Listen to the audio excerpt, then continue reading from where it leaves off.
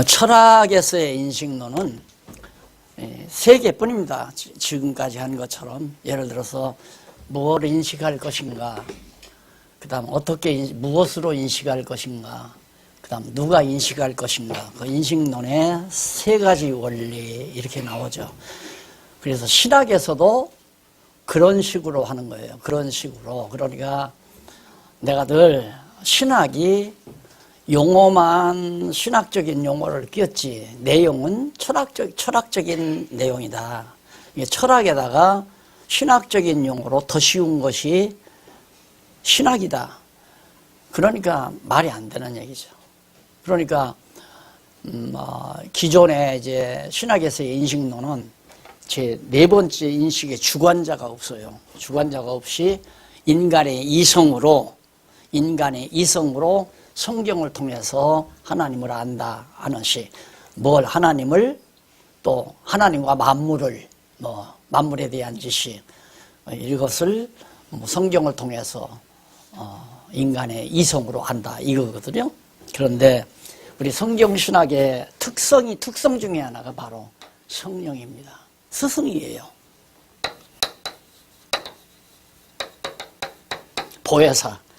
보혜사 성령이 진리를 인식하도록 가르치신다.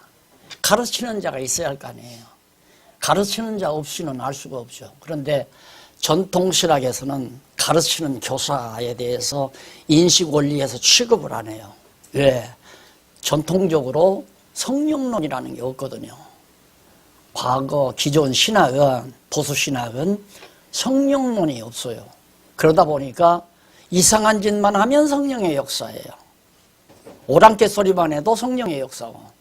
그래서 지금 한국교회도 이렇게 성령 운동이라고 하는 것 때문에 한번 몸살을 치렀을 뿐만 아니라 과거 교회사에 있어서도 자주 이런 한국에서 일어났던 요 근래에 일어났던 성령 운동이 과거에도 있었어요.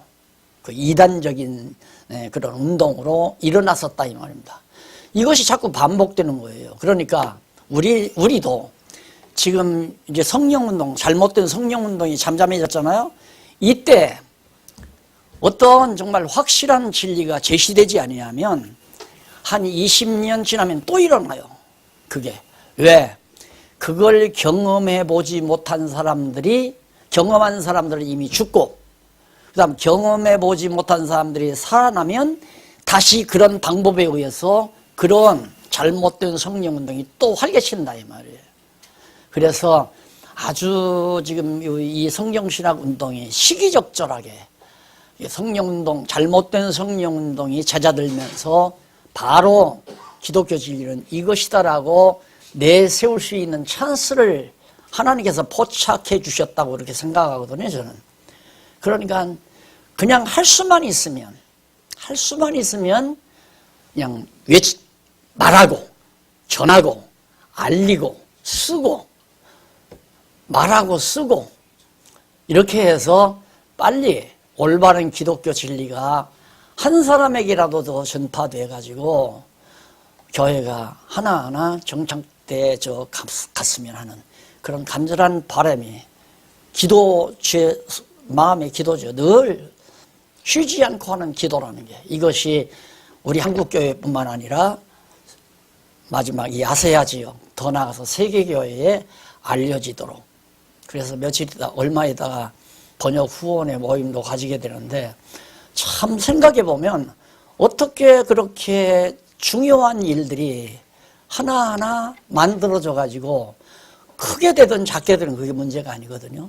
하나님이 해가신다는 것, 눈으로 볼 수 있다는 게 한없는 행복이죠.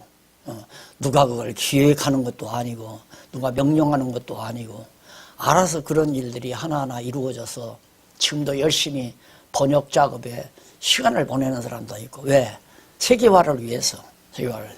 근데 번역하는 분들도 중요하지만은 놀라운 건 과학자들이 지금 열심으로 뭘 연구하느냐면 되게 그런 건 나와요. 여행할 때 스마트폰 같은 거 가지고 가면 번역기 있잖아요.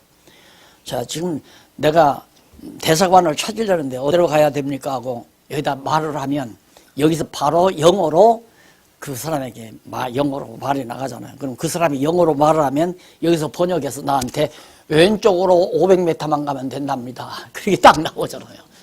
근데 이게 더 발달해가지고 이제는 기계에다 집어넣으면 성경신학 총서 완전히 얼마 만에 그냥 싹 다 번역돼서 나올 수 있는 그런 시대가 오리라고 그렇게 생각을 해요. 이게 하나님께서 일반 자연과학이나 모든 면에서 다 이 타이밍을 조절해서 근데 그냥 교인들 1,200명 모아놓고 거기서 밥 얻어 먹으려고 그냥 오기자 이제 그 생각 버려야 돼요. 그 생각.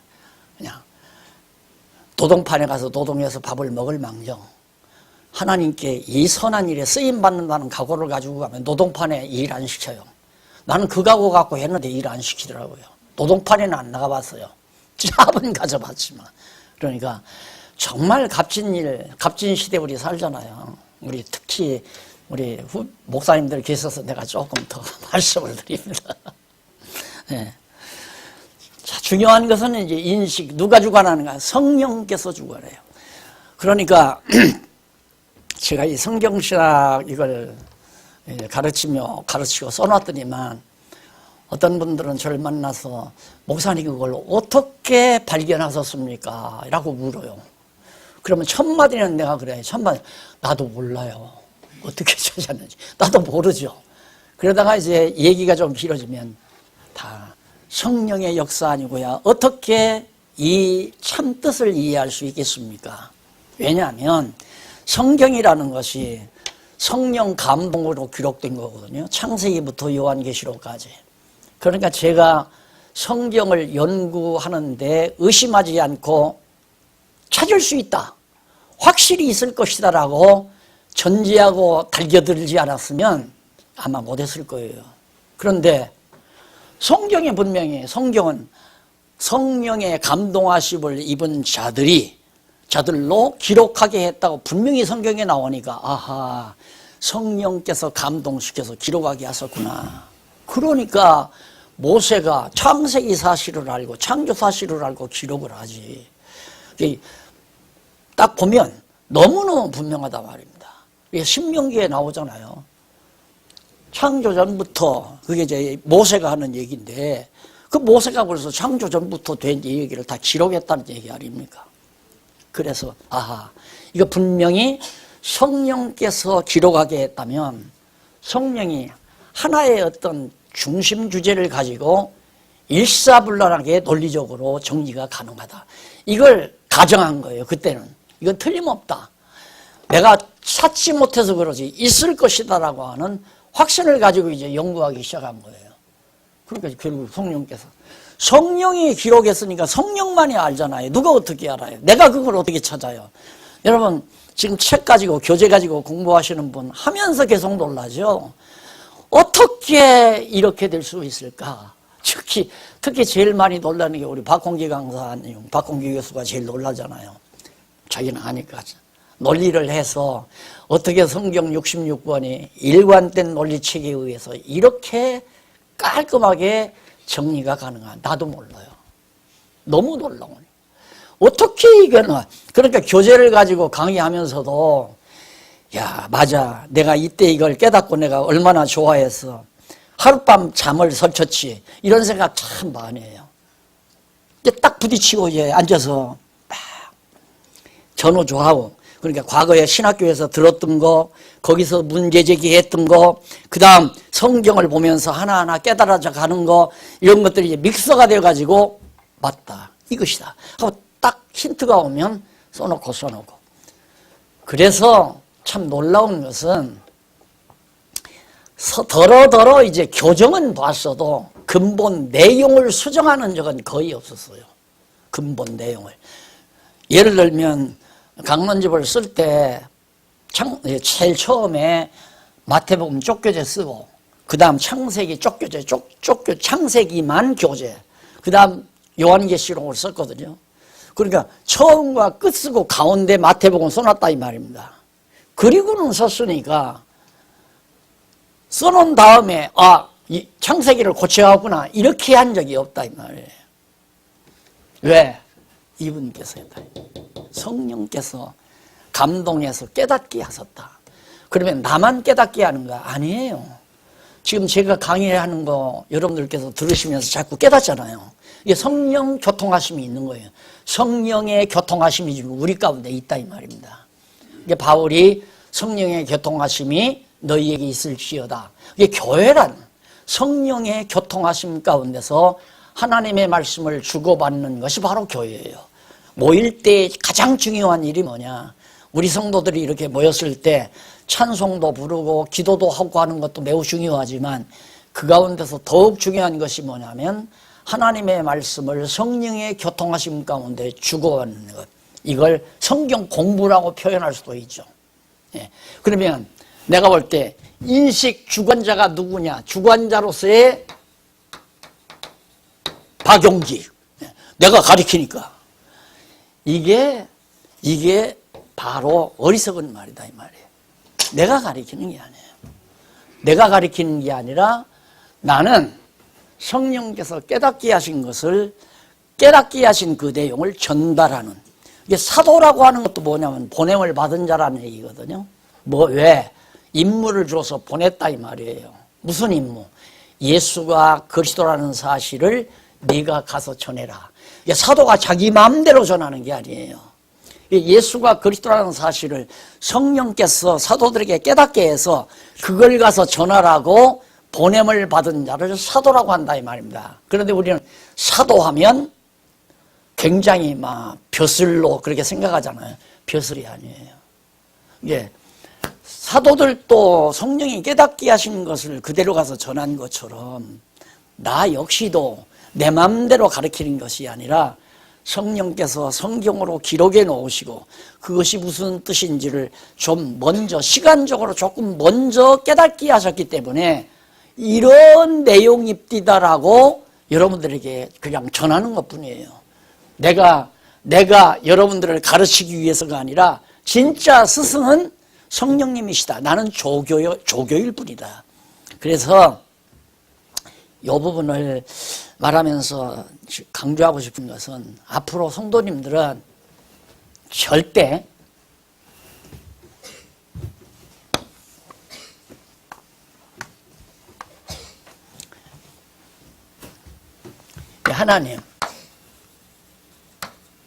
하나님이거든요. 근데 이 하나님과 완전히 분리해 시켜놓은 거예요. 교황이에요. 교황이 하나님과 단절. 왜? 여기로부터 권세를 받았으니까. 그리고 교황이 모든 교회를 다 지배하고 다스리고 주관해요. 그러니까 하나님은 이제 끝난 거예요. 하나님이 일단 교황에게 모든 권한을 인계했으니까 이제 교황이 알아서 교회를 주관하고 다스린다. 근데 개신교란 뭐냐?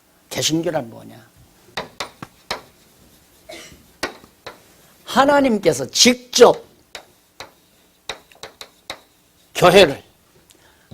직접 교회를 주관하고 다스리신다. 하나님, 성부, 성자, 성령 하나님, 성자, 성령 하나님. 예, 하나님께서 당신을 계시하기 위해서 성령을 보냈고 또 성자를 보냈고 성자가 그리스도라는 사실을 확증하기 위해서 성령을 보냈다 이 말이에요. 그러면 성령이 교회를 주관해 가는 거거든요. 성령께서. 그럼 목사는 뭐냐? 교인 중에 하나가 목사예요. 목사도 있고 장로도 있고 교사도 있고 권사도 있고 다 그냥 교회 중에 하나예요. 교회 지체 중에 하나. 임무만 좀 다를 뿐이에요. 임무. 그러니까 내가 말하고자 하는 건 절대 여러분들은 목사를 선생으로 알면 안 된다. 목사를 선생으로. 그러니까 성령이 진짜 우리의 스승이지 목사는 그냥 성령의 가르침에 도움을 주는 조교일. 심부름을 해서 네가 조금 먼저 알았으니까 먼저 얘기해 줘봐라. 다른 성도에게 알려줘봐라. 어린 성도에게 알려줘봐라. 그런데 성도들은 지금도 아직도 모든 교회 성도들은 이 교황의 자리에 목사를 올려놔요. 이게 이제 교회 타락의 요인이에요. 그냥 목사 의지예요. 목사만 의지예요. 목사에게 인정받으면 내 신앙이 좋고, 목사에게 인정 못 받으면 내 신앙이 안 좋다고 생각하고, 마음이 불편하고. 왜? 자기가 모르니까.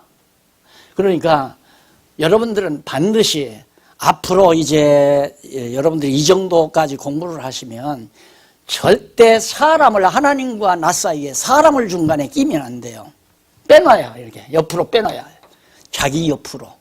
그러면 여기서 정보를 다 들었으면 여기 의지할 필요 없잖아요. 의지의 대상이 아니라 서로 사랑의 대상이에요. 사랑의 대상. 이제 각자 자기 일을 하고 남의 일을 서로 돌보는 사랑의 대상이지, 우리 성도들 가운데 누구가 월등하게 존경받고 수왕받고 대접을 해야 되는 그런 존재가 없다. 있어서는 안 된다. 그거 있는 한 교회는 건전하지 못하다, 이 말이에요. 그래서 다 각자 성도들이, 이 성도들이 하나님과의 관계, 직접 관계예요. 왜? 인식주관자로서의 성령님을 통해서 누구를 알았으니까? 대상인 하나님을 내가 알았으니까 하나님 앞에서 내가 어떻게 살 것인가를 늘 생각해야지, 목사님이 나에게 무엇을 하라고 하는가를 기다리면 안 된다, 이 말입니다. 나는 목회하는 과정에서, 목회라기보다도 교회 시부하는 가운데서 그런 진료를 많이 받았어요. 뭘 해야 되는지 힌트만 주세요. 그래. 뭘 해야 되는지 힌트만 달라 이거예요. 그래도 내가 안 알려줬어요. 그럼 뭐라고 그러냐면, 뭘 해야 되는지 힌트를 주죠? 그럼 힌트를 줬다. 그래 해놓고는 하다가 실증이 나면 누가 하라고 해서? 누가 하라고 해서? 박 목사가 하라고 해서 했다 이거야.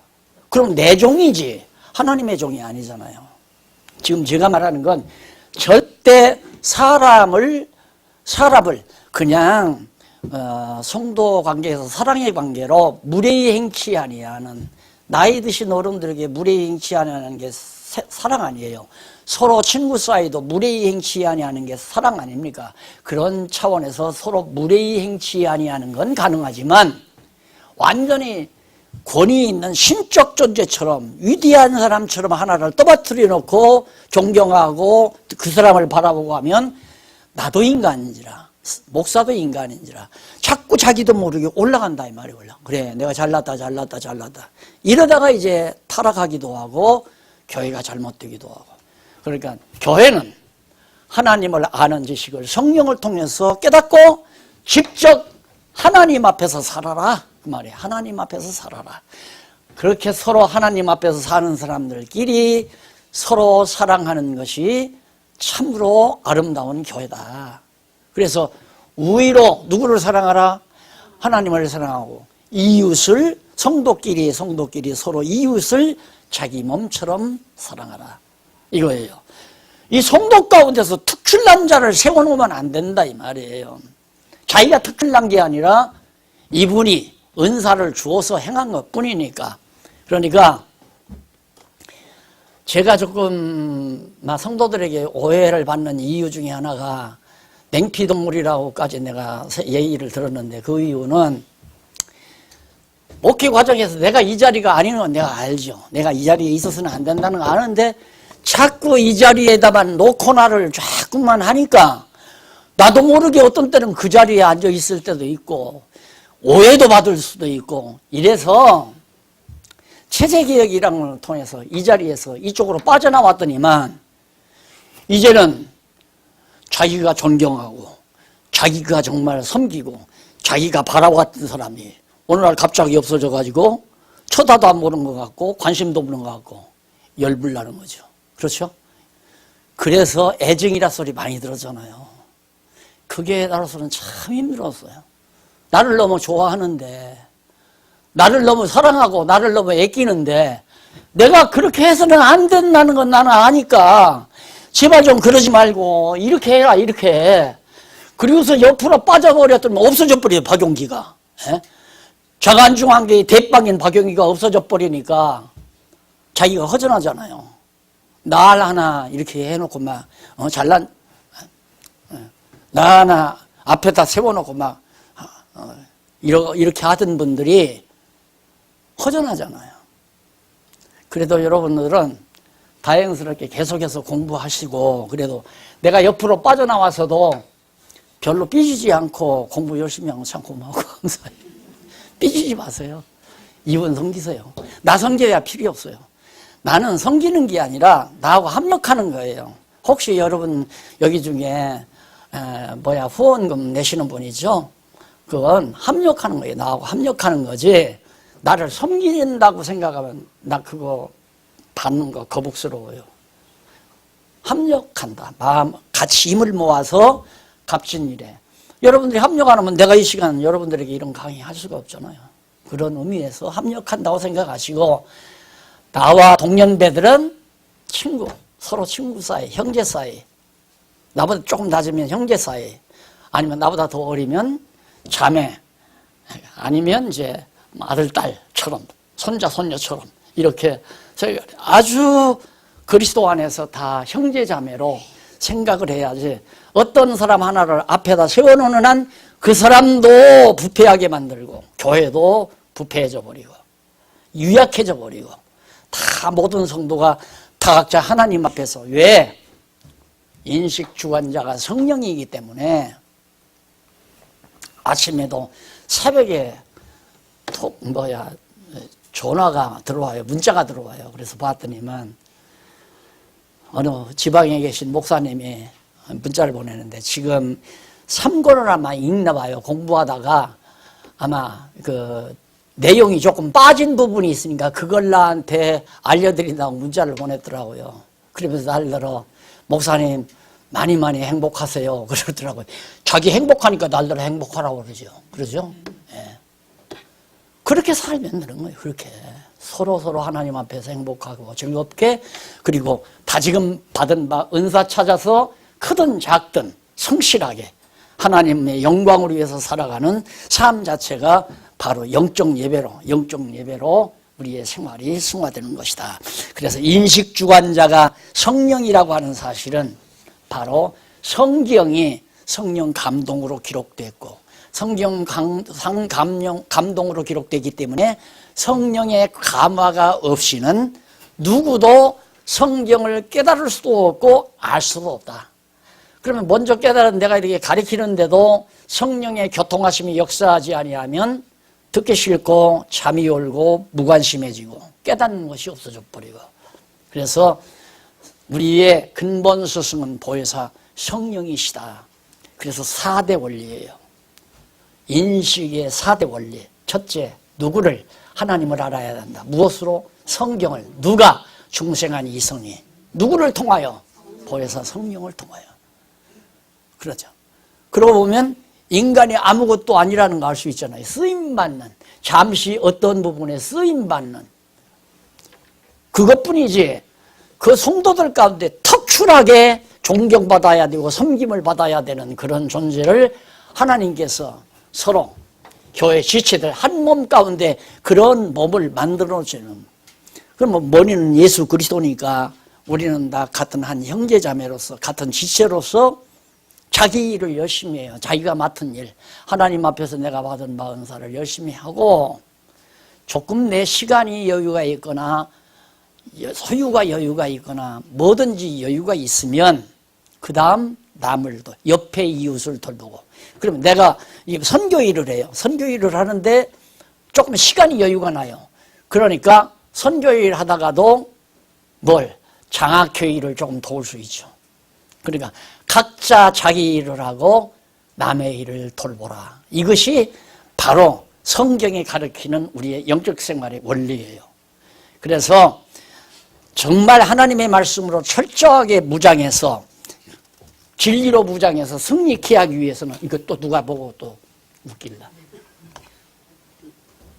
사람이 선생이 아니다. 그래서 예수님도 많이 선생되지 말라고 그러고, 마태복음 23장인가 거기 보면 많이 지도자가 되지 말라고 그러잖아요. 많은 지도자가 되지 말라. 그러니까 안내자, 이렇게 안내자, 조금 먼저 알았으니까 안내해 주는 정도로 여러분들이. 그러면 보세요. 우리가 이제 공부를 열심히 하고 대학에서 어학 공부도 열심히 해서 영어도 불어도 막 능란하게 다 할 줄 안다. 그러면 절대 여행 가이드가 필요 없잖아요. 그렇죠? 여행 가이드가 필요 없단 말입니다. 왜? 가이드 따라다니면 공연히 안 가야 될 때 가야 되고 사지 말아야 될 거 살 수 있도록 자꾸 유혹당하고 그래서 패키지 여행들을 잘 안 다니잖아요. 처음에는 모르니까 해외여행을 안 다녀보니까 패키지 여행 들어가서 그냥 돈 한꺼번에 주고 가이드가 깁대 들고 날 따라와라 하면 애들 소풍 가듯이 따라다니면서 여행했단 말입니다. 그러나 어학 실력이 좋으면 그 다음에는 안 해나. 가이드 월급 줘야지. 가서 사지 말아야 될 거 억지로 사야 되지. 가고 싶은데 못 가지. 자기 혼자서 딱 배낭 메고 갈 수도 있고 아는 친구들끼리 몇몇이 딱 해서 가고 싶은 데 가서 차 렌트해서 딱 타고 얼마든지 자기들 원하는 대로. 바로 우리의 신앙의 성숙하면 안내자도 필요 없다. 안내자 필요 없잖아요. 예. 여러분들의 신앙이 절대 안내자도 필요 없을 때까지 성숙했으면 하는 것이 제 바람입니다. 지금 이런 공부를 하는 것은 바로 그 수준이라고 생각을 전제하고 하는 거예요. 여러분들은 이제 안내자가 필요 없다. 그럼 아직은 나는 목사님 안내를 좀 받아야 된다. 그러면 나 곧 죽을 건데 어떡하려고 그 다음에. 안 그래? 그래서 책을 써놓은 거예요. 혹시 그래도 안내가 좀 필요하잖아요. 그러면 또 들어보는 거야. 책 또 들어보면. 그럼 그냥 나오니까. 그래서 책을 써놓은 거예요.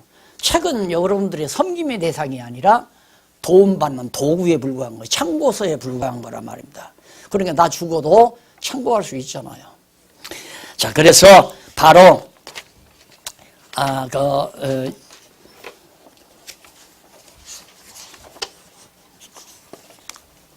왜 이래?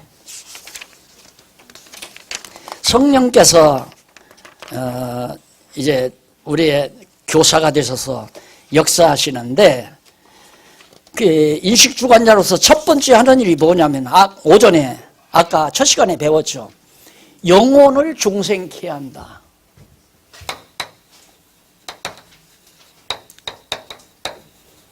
중생시켜야 되니까 중생한 이성이라야 공부시키잖아. 그러니까 성령이 우리의 영혼을 중생하게 만들어요. 그러니까 보세요. 세례 요한이 예수님보다 6개월 먼저 잉태했어요.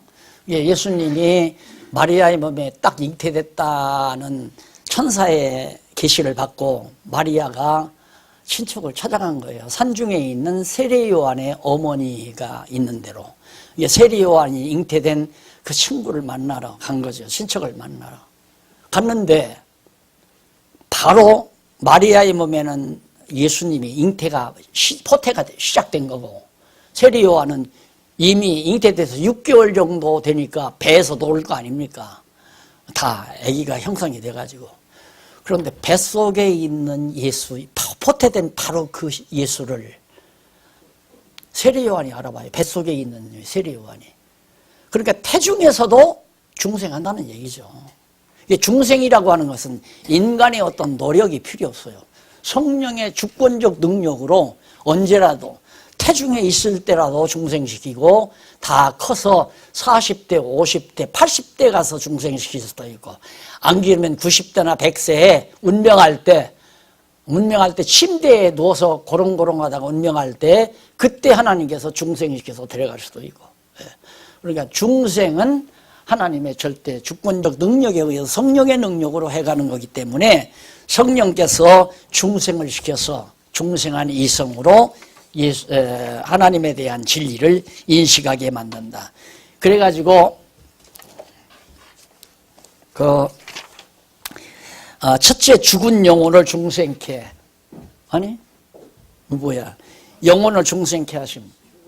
영혼을 중생케 하심. 그 다음 첫 번째가 바로 죽은 영혼을 중생케 하신다. 죽은 영혼.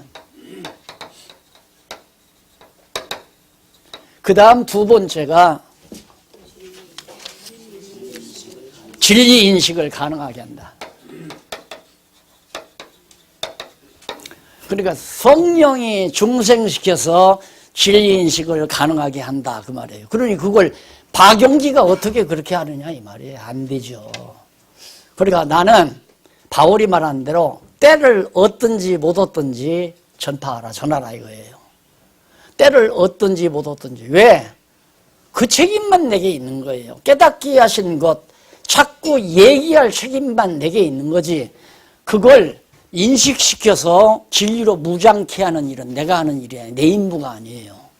그러니까 듣거나 말거나, 듣든지 말든지 나는 전해주는 것 뿐이죠. 듣기 싫으면 말고, 들으면 듣고. 그러니까 내가 강요 안 하잖아요. 여러분 공부하십시오, 공부하십시오. 그렇게 내가 막 이렇게 막 독촉 안 하잖아요. 왜?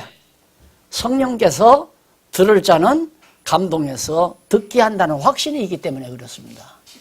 오늘 또 딱 나오니까 김 장로님이 그래요.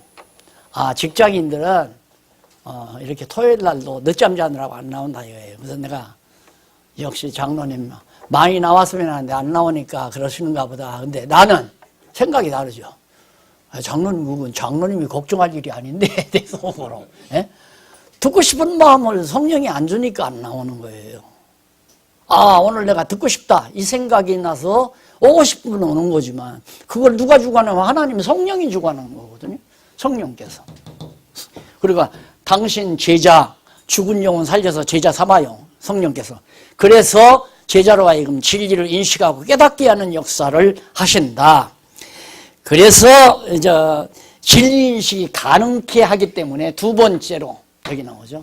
영혼을 중생케 하시고 그 다음 계시를 깨닫게 하시고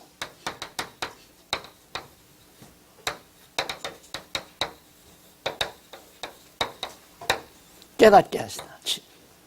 성경 계시, 성경을 아무나 깨닫는 게 아니라, 그러니까 적어도 성령은 죽은 영혼을 살려서 중생케 해서 그 다음 진리를 인식하도록, 그걸 깨달아가도록 해서 계시, 성경 진리를 깨닫게 한다. 그러니까 성경을 깨닫는다는 건 엄청난 은총이죠. 하나님의 커다란 은총. 그래서 계시를 깨닫게 하는데 어떻게 해서 깨닫게 하느냐 하면, 첫째, 굳은 마음. 굳은 마음을 열도록. 사람이 막 아주 마음이 다 굳어버린 사람이 있죠. 요지부동. 아주 강팍하다 그러죠. 그거 그 사람 마음대로 하는 게 아니에요. 하나님께서 진리를 깨닫지 못하도록 마음을 강팍하게 해요. 바로의 마음을 누가? 하나님께서 강팍하게 했죠. 그러니까 마음이 강팍한 자는 이렇게 생각하면 됩니다. 애들 공부 잘하는 것도 아이들의 마음을 사악하고 강팍하게 만드는 공부를 못해요. 왜? 사악하고 강팍하면 뇌가 열을 받아요. 생리적으로 말하면 뇌가 열을 받으면 무뎌져요. 그래서 항상 아이들의 마음이 편안하고 즐겁도록 하는 거, 그 매우 중요하죠.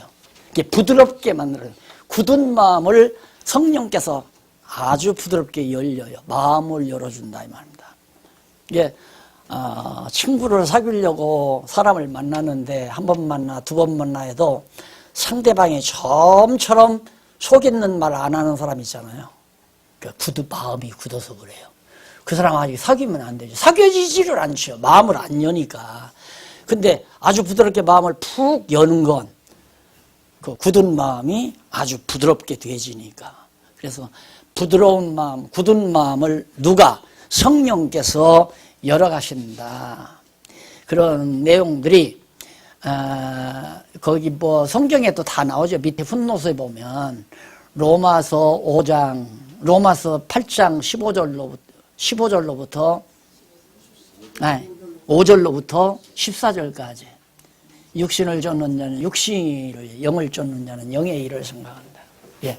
하나님께서 벌써 영혼을 중생케 해서 진리를 인식하게 하는데 영의 일을 생각하게 만들어 가잖아요.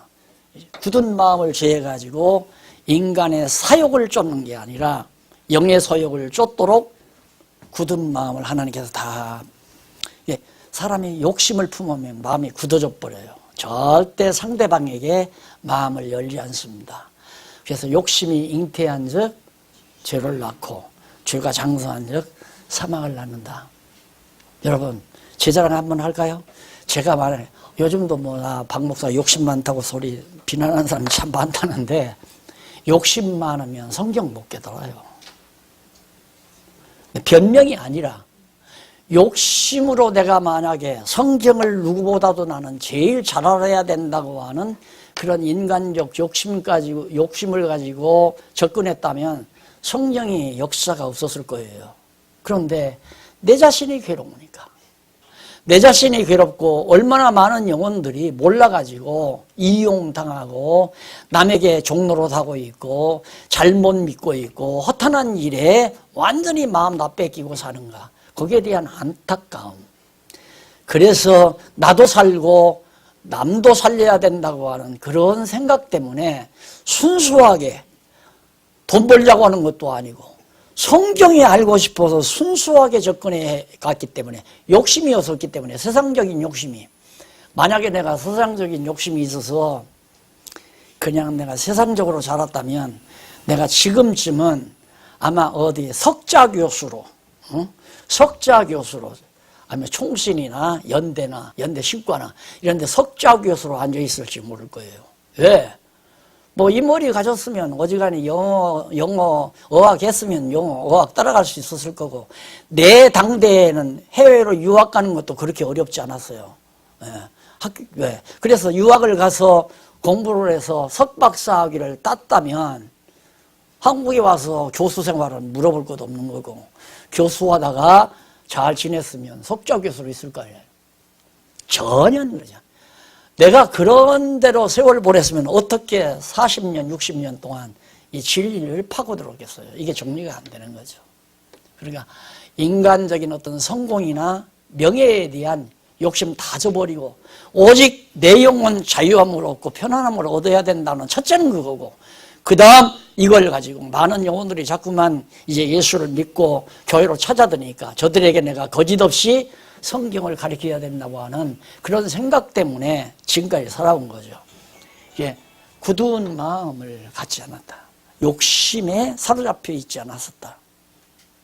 그리고 여러분 수십억 재산을 안 받잖아요. 예? 받았으면 내가 정말 큰 재벌이죠. 재벌. 중재벌은 될 거 아니에요. 그래도 그러니까 잘 관리하면 100억대 재산은 됐을 테니까. 욕심 쓰면 안 돼요. 욕심은 마음을 굳게 만들어요. 딱딱 굳어지게 만들어요. 사고를 완전히 제한시킨다 이 말이에요. 근데 성령께서 그걸 제거해버려요. 내가 욕심을 부리지 않는 것이 아니라 아까 말했듯이 성령의 소욕을 강하게 만들어서 육의 소욕을 짓누르는 거죠. 욕심을 짓누러 버린다. 자, 그 다음에 이제 넘어가 보면 두 번째로 지각을 새롭게 하여 주신다.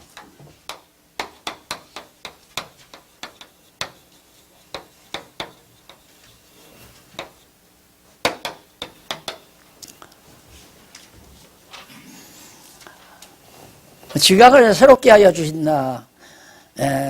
거기 보면 에스겔 11장 19절로 20절 밑에 나오죠. 훈 50번에 나오면 내가 그들에게 일치한 마음을 주고 그 속에 새 신을 주며 그 몸에서 굳은 마음을 제하고 부드러운 마음을 주어서 내 율례를 쫓으며 내 규례를 지켜서 행하게 하리니 그들은 내 백성이 되고 나는 그들의 하나님이 되리라 라고. 하나님께서 전부 다 새롭게 하고 일치한 마음도 주고 새 신도 허락해 주시고 에스겔서에 나오는 얘기입니다.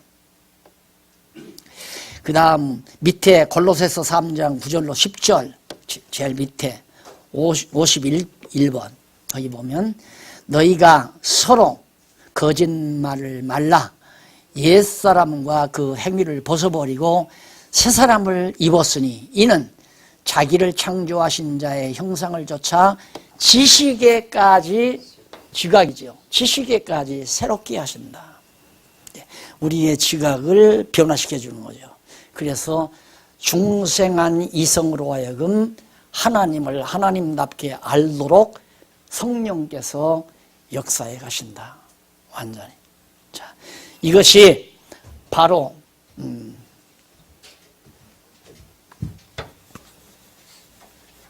성경 신학의 원리, 인식론이죠.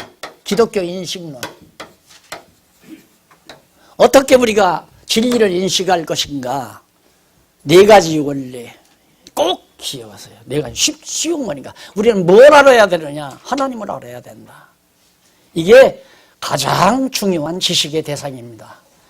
물론 이 우주의 비밀도 알아야 되고, 또한 자연의 비밀도 알아야 되고, 나라는 존재가 무엇인가도 알아야 되고, 역사도 알아야 되지만, 그 모든 것들의 지식들은 하나님 지식에 따라서 오는 거다. 하나님에 대한 지식이 없이는 우주에 대한 지식도, 인간, 역사, 세계에 대한 지식도 불가능하다.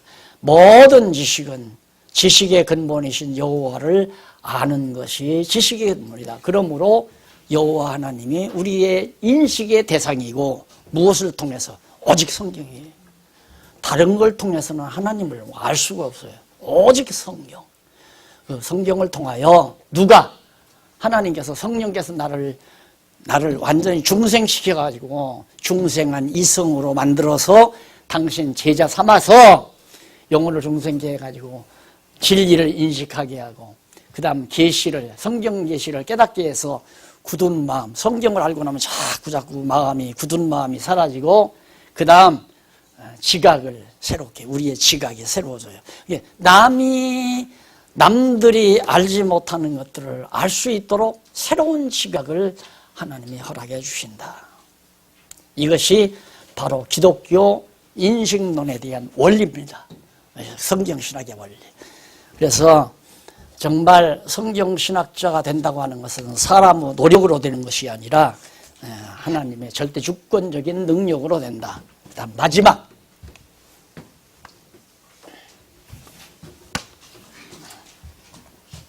여기서 이제 3번이죠. 1, 2, 3. 3번. 진리로 자유케 하심.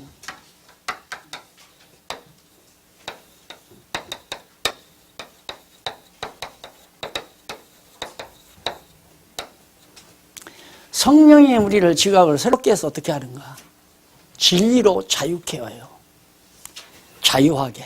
이 자유란 말은 피조물의 그 무엇에게도 얽매이지 아니하는 것이 바로 진리로 자유케 하는 겁니다. 그러니까 반대로 말하면 피조물에 절대 얽매이지 아니하고 오직 성령에 얽매여, 성령이 하나님의 종이 되는 것이 진리로 자유케 되는 것이다. 사람에게 얽매이면 하나님의 종이 아니라 사람의 종이 되어버리는 거죠. 사람의 종이 되어버리면 사람에게 충성해야 되고, 하나님의 종이 되어버리면 하나님께 충성을 하는 결과가 나오지 않겠어요? 그래서 하나님의 종이 된다고 하는 것이 진리로 자유케 된다는 거예요. 왜 그것이 진리로 자유케 되는가? 하나님께서 굳은 마음 내게서 없어지게 해요. 욕심 사라지게 해요. 그리고 지각을 새롭게 해서 하나님을 알고 나니까 어느 그 무엇에게도 얽매이지 않죠. 그러니까 자유스러워지는 거예요. 그래서 내가 하나님의 영광을 위해서 사는 것은 내가 하고 싶어 하는 거예요. 왜? 자원하는 마음이 생기니까. 왜 자원하는 마음이 생기는가? 성령께서 내 마음을 열어가지고 하나님의 영광을 위해서 살고 싶은 마음을 담아주니까. 그래서 그 마음을 가지고 행하니까 그건 자유롭잖아요. 얽매여서 하는 게 아니라. 그런데 사람은, 인간은 법을 만들어서, 어떤 법망을 만들어 이렇게 딱 만들어서 이 안에다 나를 집어넣어가지고 너는 내가 하라는 대로 해. 이렇게 되는 거예요. 이게 이제 오늘날 교회도 그렇게 만들잖아요. 개신교가 사실은 로만 캐토릭의 교황 권위 밑에서 벗어나게 한다고 성경 권위를 내세워가지고 교회를 개혁했거든요. 그런데 성경 권위를 주장하려면은 계시를 깨닫게 해서, 성경을 깨닫게 해서 우리 인간들의 마음을 다 부드럽게 만들어가지고 지각을 새롭게 해서 하나님의 기쁘신 뜻대로 살고자 하는 뜨거운 열심이 내 안에서 일어나게 해야 되거든요. 그런데 성경을 모르니까 다시 목사의 굴레 속에 다 성도들을 씌워놓는다 이 말이에요. 그러니까 내가 성경을 연구하면서 목회를 하면서 얼마나 답답했겠어요. 내 마음속에 이건 아닌데 예를 들어 어떤 분이 막 나한테 막 충성을 한다 이거야. 나한테 충성을 해요. 그럼 나는 그거 아니다. 이게 섭섭했던 거예요. 나한테 충성을 하는 거 내가 받으면 왜 섭섭하겠어요. 그래서 요즘 우리 박공기 강사도 가만히 보니까 누가 뭐 주면 그냥 냉정하게 거절하고 그러더라고요. 내가 냉정하게 거절했다가 지금 혼쭐나잖아요. 냉정하게 좋은 호감 거절하지, 엄청난 재산 덩어리 거절하지, 다 거절했더니만 그게 화근이 되더라고요. 근데 그건 난 이상하게 생각 안 해요. 당연하다고 생각해요. 얼마나 섭섭하겠어요. 너무 당신은 좋아가지고 나한테 이렇게 충성하는데 내가 그걸 아니다라고 하니까 그러니까 너 나한테 한번 죽어봐 이렇게 되는 거죠. 다 이제. 그런다고 해서 죽는 건 아니지만 그래서 이 진리로 자유케 한다는 말을 여러분이 올바로 아셔야 됩니다. 내가 깨닫고 내가 한다 이 말이에요. 내가 깨닫고 더 정확하게 말하면 하나님께서 나에게 하고 싶은 그 마음을 주어서 자원하는 마음으로 하게 된다.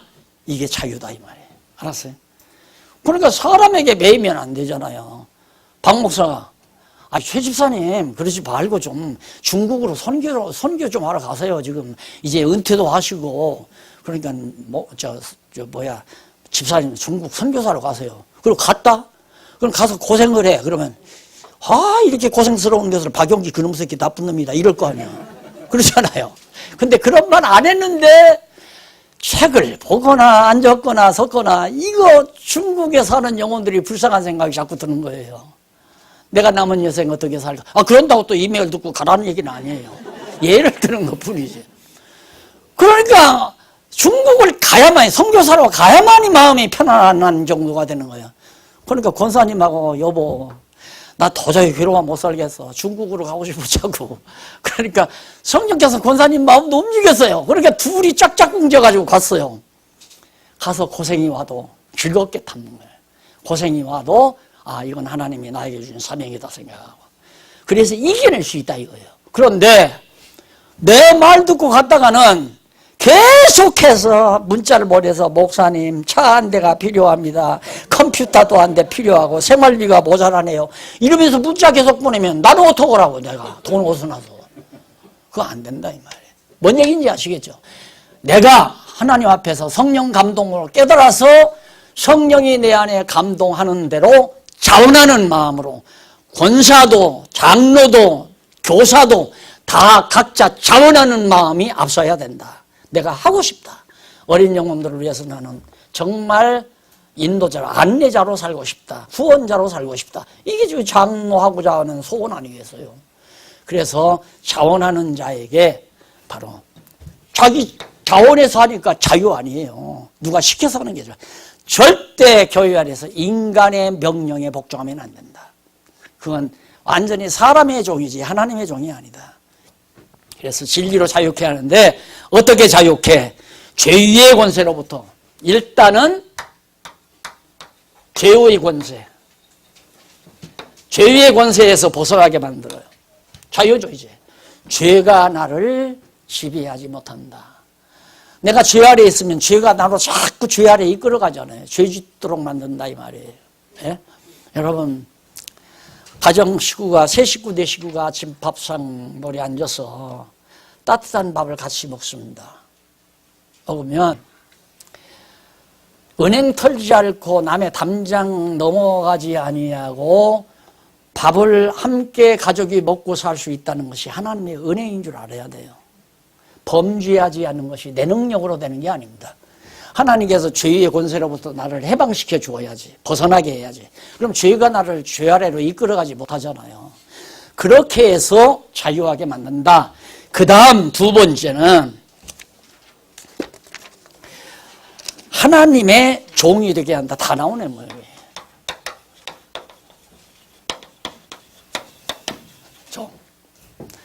자, 죄의 권세에서 못 벗어나게 한다 하는 말이나, 죄의 권세에서 벗어나게 하면 거기가 바로 하나님의 종이 되게 하는 곳이에요.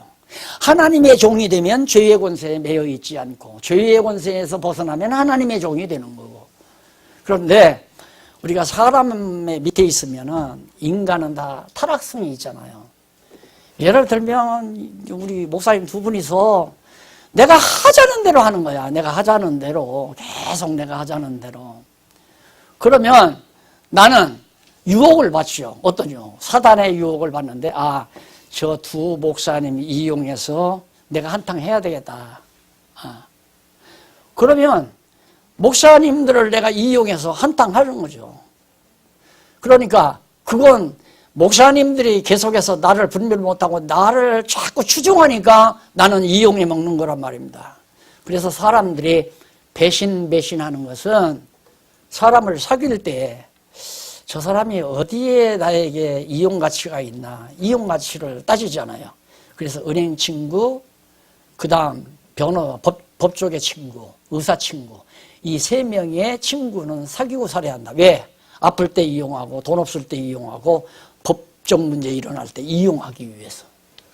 그래서 만나기만 하면 밥도 사고, 만나기만 하면 선물도 주고, 열심히 거뒀어요. 왜? 이용하려고. 그런데 어느 날 갑자기 법조계 친구가 마음을 확 변하면, 나 오늘 바빠 안 나가. 그 다음 또 만나면, 나 바빠. 미안해. 죄송해.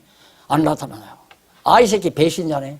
지금 들어간 밥값이 얼만데, 선물값이 얼만데, 배신감 느끼는 거죠. 그래서 남들을 배신했다고 하는 것은 그놈이 나쁜 놈이에요. 그놈이.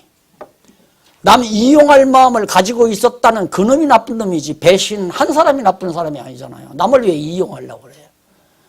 그런데 이용할 기미를 주는 것은 자꾸 거기다 추종하니까 이용한다 그 말이에요. 그러니까 어디 자기가 조금 복잡하면 전화 걸어서, 아이고 권사님 이번에 어디 좀 선교를 가야 되겠는데 돈 50만 원이 부족하네요. 권사는 자기 50만 원 주려고 쌓아놓은 돈인가? 목사님들이 되게 그러잖아요.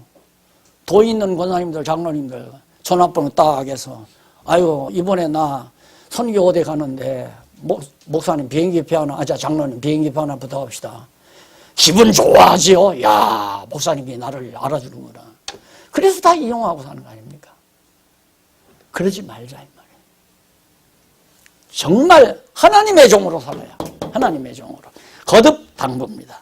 체제개혁이라고 하는 것은 바로 죄에서 벗어날 뿐만 아니라 하나님의 종으로 살려고 하는 대목표가 그 이면에 깔려있다.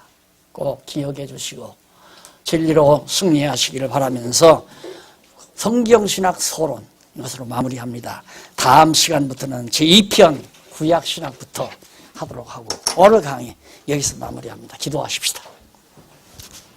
하나님 아버지 은혜를 감사합니다. 우리 아둔하고 미련한 저희들에게 성령의 보혜사 성령의 놀라운 역사로 거듭나고 중생케 하시고 우리에게 진리에 대한 지식을 인식케 하소서.